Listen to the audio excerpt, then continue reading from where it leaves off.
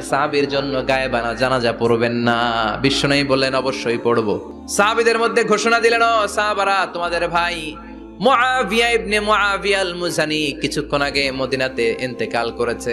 তোমাদের ভাইদের জন্য সবাই বাইরে বের হয়ে আসো, এই মুহূর্তে আমরা গায়েবানা জানাজা পড়ব। বিশ্বনবী প্রথম কাতারে দাঁড়ালেন, হাজার হাজার সাহাবারা লাইন ধরে দাঁড়ালো।